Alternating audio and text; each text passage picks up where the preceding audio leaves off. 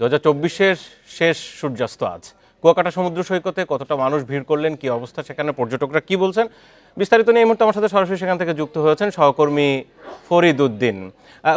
জানাবেন আজকে আসলে এই দুপুরের দিকে সেখানে কি পরিস্থিতি, কেমন পর্যটক দেখতে পাচ্ছেন, কোনো সমস্যা আছে কিনা? একই স্থানে দাঁড়িয়ে উপভোগ করা যায় সূর্যোদয় সূর্যাস্ত, তাই কুয়াকাটা সমুদ্র সৈকতে মানুষের কাছে আকর্ষণীয়। এবছরের মতো সূর্যাস্ত বিদায় জানাতে, নতুন সূর্যকে স্বাগত জানাতে কুয়াকাটা সৈকতে পর্যটকের আগমন ঘটে।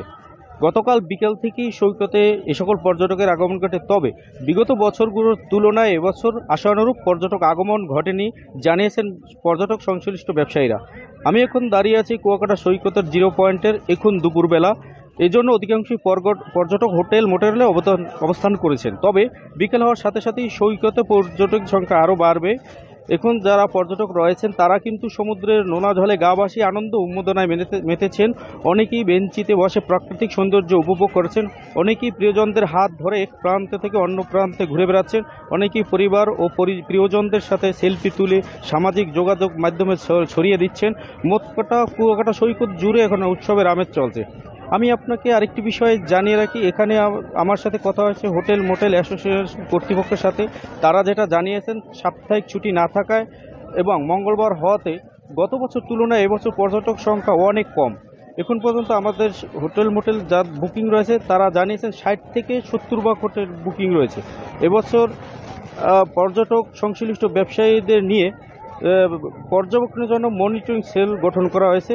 কোনো ব্যবসা প্রতিষ্ঠান যদি অতিরিক্ত ভাড়া খাবারের দাম বেশি রাখে তার বিরুদ্ধে ব্যবস্থা নেওয়া হবে। আমি আপনাকে আরেকটি বিষয় জানিয়ে রাখি, আমার সাথে কথা হয়েছে ট্যুরিস্ট পুলিশের সাথে। তারা যেটা জানিয়েছেন, শুধু জিরো পয়েন্টেই নয়, লেম্বুর বন, গঙ্গামতি, কাউয়ার চর, সব সুটকিপল্লী, রাখাইনপল্লী, সব দর্শনীয় স্পটগুলোতে অতিরিক্ত পুলিশ সদস্য মোতায়েন রয়েছে। এছাড়া কোনো ধরনের অপ্রীতিকর ঘটনা যাতে না ঘটে এজন্য পর্যটক এলাকা জুড়ে সৈকতে এই সৈকত এলাকা জুড়ে মনিটরিং সেল গঠন করা হয়েছে। এই ছিল কুয়াকাটা থেকে আমার সর্বশেষ। আমরা ছিলাম সরাসরি কুয়াকাটা সমুদ্র সৈকতে।